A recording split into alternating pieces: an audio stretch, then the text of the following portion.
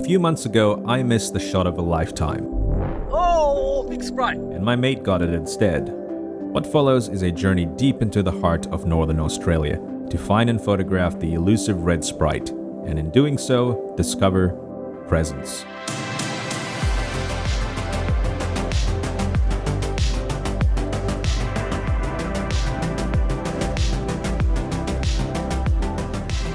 Welcome back to the channel, everyone. You're watching Nature by JJ. I'm a landscape, astro, and severe weather photographer based in Northern Australia. Over the last couple of years, I've dedicated hundreds of hours towards tracking down some of the most elusive natural phenomenon on the planet, called transient luminous events, of which the red sprite is probably the most well-known. In this series of behind-the-scenes videos, I take you along on the journey and explain the story behind some of my best photographic works in this unique space. In the first video, we set out to capture a sprite on the grand cosmic scale, which resulted in this photo, which I call a measure of eternity. And in the second video, we battled against the elements to finally succeed in capturing this photo called Skyfire. In this video, we're going to be taking a trip back in time to capture perhaps what might be my best sprite photo yet. Alright, I might be a little bit biased because I experienced everything in this video firsthand, so definitely let me know if you think I'm correct, or maybe I'm just tooting my own horn. The story behind this video probably starts about a couple months ago when I was out looking for sprites with my mate Danny, when this happened. Oh, big Sprite! That was big Sprite. Where? Massive! Yeah! I didn't see it. I thought about all night. A massive jellyfish sprite complex fired off right in front of me, and I missed the shot. If you watched my last video, you'll know why this happens from time to time. Worse still, Danny successfully captured it in a photo, and the cheeky bugger even managed to get it published by the national news. And you want to know what the worst part is? Have a listen to this conversation just 30 minutes prior. Righto, boss. Call it, eh? I'll probably stay a bit longer. I'm desperate. Yeah, it was my frickin' idea to keep shooting that storm. Now, obviously, we can't have this. Not that I'm jealous or anything. Not at all. I'm just concerned about my friend's health, you know? He might get an aneurysm from the rate his head's been expanding. So, I've resolved that I'm gonna take the best jellyfish sprite photo ever taken and show him how it's done. And while he's currently away enjoying his pseudo-celebrity status, it was now or never. And if you stick around right to the end, I'm gonna be showing my photo to Danny and rub it in his furry little face. So let's talk a little bit about our target. In the last video, I explained how and where sprites form. This time, let's talk specifically about one of the things that makes sprites so interesting: their shapes. But if you aren't interested, you can skip ahead with the timestamps down below. Of all the weird transient luminous events associated with thunderstorms, sprites probably have some of the most varied shapes. Because sprites are caused by powerful cloud-to-ground lightning flashes, and because every lightning flash is different, their resulting shapes can be quite varied. There isn't really an accepted list or framework for the shapes of sprites, but in general terms, here are some of the more common types in order of increasing complexity. The simplest shape of all is the column sprite, followed by wishbones, angels, stick figures, carrots, and the big daddy of sprites, the jellyfish, although some experts argue that the stick figure is probably a weak type of jellyfish. In reality though, prescribing shapes isn't that easy because sprite events are usually quite complex, and they're often seen as groups or clusters of the same or different shaped sprites. They also come in a whole lot of unusual shapes that defy any logical classification. No one's really sure what the exact conditions are that form these particular shapes, but what is known is that the more powerful and impulsive the parent lightning flash is, the more complex the shape. It's also important to realize that while these shapes seem to just appear out of nowhere in consumer photos and video, it's really not. Here's what the formation of a carrot sprite looks like at 100,000 frames a second, many times faster than any consumer camera is capable of recording. The resulting shape that you see in photos and videos is actually the paths traced by smaller balls of excited gas that streak through the sky at insane speeds, pretty much like how car lights appear to streak in long exposure photos. So while every sprite is unique, by far the most coveted shape is the Jellyfish Cluster Sprite, which is what Danny managed to photograph. Not only are jellyfish sprites the biggest, brightest, and fastest sprites, they're also one of the most uncommon. The various studies that I've found have estimated that fewer than 10% of all sprites happen to be jellyfish sprites, but the one that Danny caught is even more unique than this because it has an attached halo, which is the diffused dome that appears to connect all the individual sprites. The research that I've seen seems to indicate that only half of all jellyfish sprite events will show a visible halo, and in my experience that's probably about right. Out of the hundreds of sprites that I've captured over the years, there's probably only a handful which had visible halos. So really, the odds are kind of stacked against me from the start. But we'll see how this goes, shall we? After a brief burst of the monsoon, the weather was heating up again, and the big storms were growling.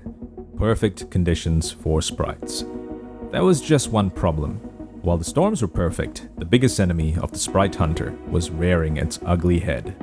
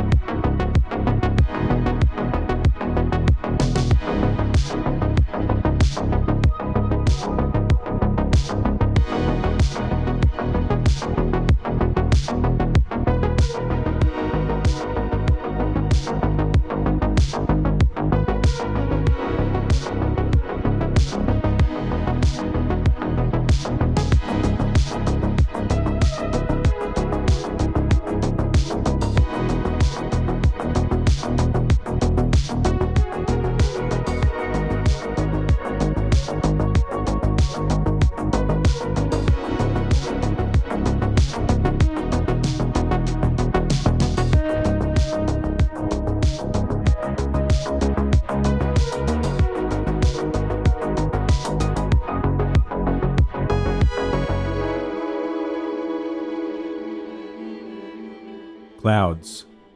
If I was to have any hope of beating Danny's photo, I really needed to get far away from them.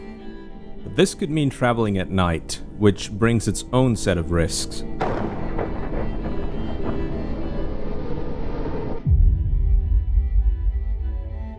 Still, I was desperate to get a jellyfish sprite, and I needed to do so before Danny gets back in a week.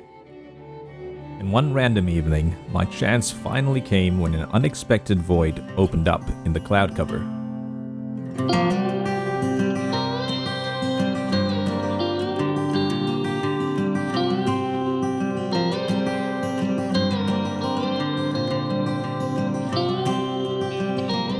Hello again, everyone. It's another day for another sprite chase. We are about 2 hours away from town at the moment, chasing a big bank of storms. Looks pretty good, except there is quite a bit of cloud above us. And that's part of the reason why I've been trying to get fair enough ways away to get into clear skies. And we're just coming up to it now. We've got about 40 minutes before we get to our planned shoot location. So hopefully this actually goes well. The storms that we are chasing are actually coming to the end of life at the moment, but there are new cells that are popping off a little further away. We should still be able to see sprites over them, assuming it'll keep going and the skies stay clear. There is a bit of a risk that there are some smaller storms that could start moving into our location. Hopefully that doesn't happen, because I would have just had to do a 4-hour drive for nothing. Before we get to our destination, it's worth talking a little about it, because it's an extremely special place. Let's rewind the clock 400 million years, when this part of northern Australia was covered by a shallow sea. In this once warm tropical sea, life flourished to form an ancient barrier reef. The remnants of which can be seen today as the Devonian Reef Complex.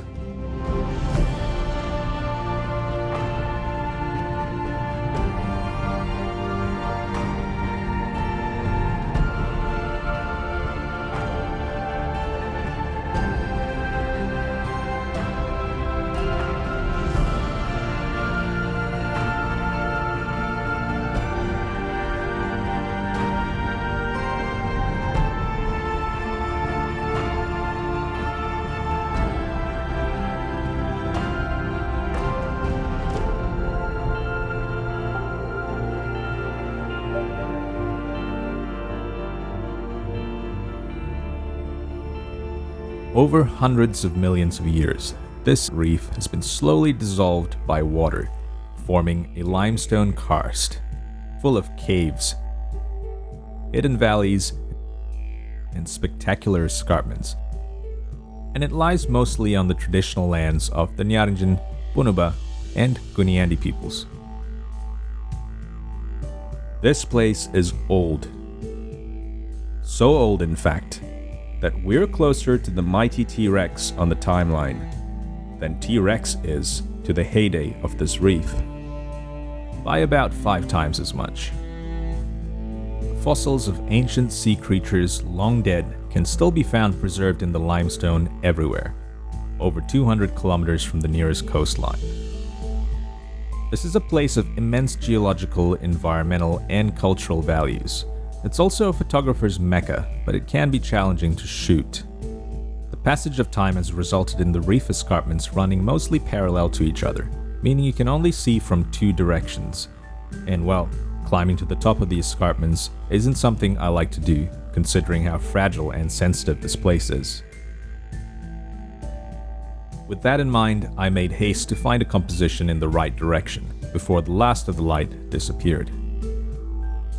With darkness upon me, I found an area with a reasonable view of the growing storm.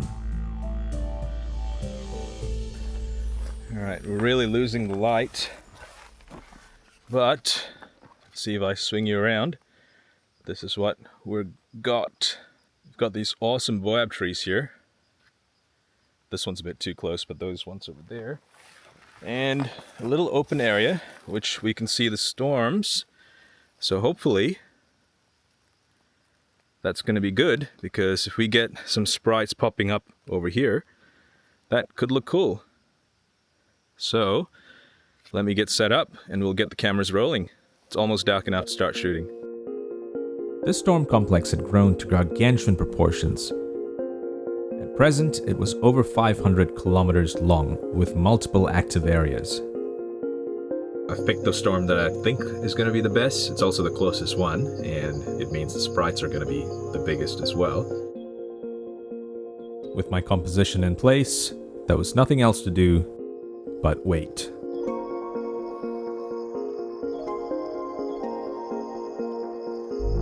Sprite.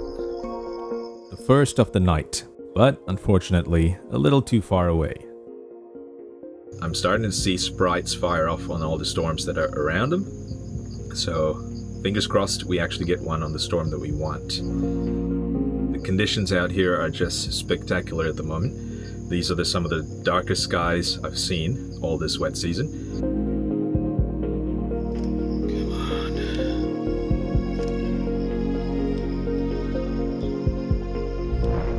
Sprite. While the conditions were amazing, the sprites were all firing in the most distant part of the storm, and that made me a little worried. Sprite. The sprites were certainly beautiful, with several jellyfish specimens sighted. Oh, nice. But none with prominent halos. While I waited anxiously, something interesting was happening around me.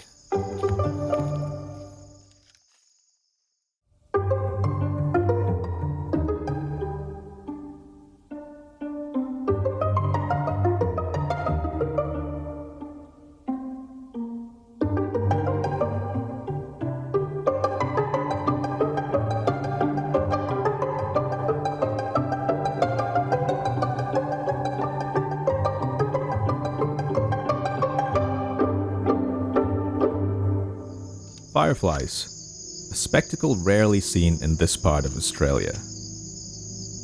But as cool as they were, they couldn't overcome my growing annoyance with this storm, which was still putting out sprites in the wrong places.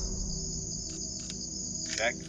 To add to the annoyances, I was being attacked. Ow. Ow. Ow. Ow. Ow. Man, these mosquitoes are next level. Ugh. It looked like my dream of beating Danny's photo would just stay a pipe dream. Annoyance was turning into despair when something in the corner of my eye caught my attention. A firefly had become trapped in a spider's web, and in mere moments, its brief light was extinguished. Forever. This place is 400 million years old. Older than almost anything that has ever walked on land. And standing here, worrying about a photograph, suddenly felt small. In that moment, I felt the fragility of life. It's but a mere flicker in the grand passing of time. But the fireflies didn't burn any less brightly because their time is short. They lived in the moment. And for the first time, I understood something. I'm standing here in one of the most remarkable places on Earth, watching one of the most incredible events on the planet. And I get to share that moment with the world. So, who cares about getting a better photo? It was never really about that to begin with. With that realization, the skies exploded with light.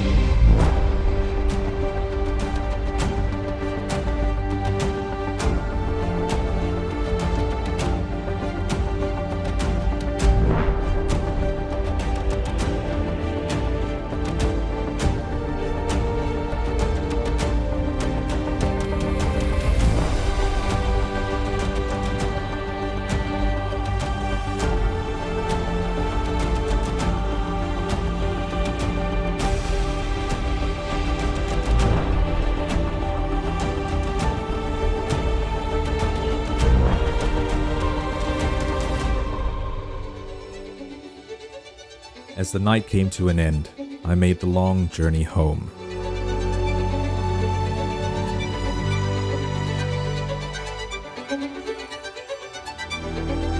Those little fireflies reminded me of why I do this in the first place. They reminded me that it wasn't about getting something better. It was about fully appreciating things there in the moment. And this is why I named this image Presence.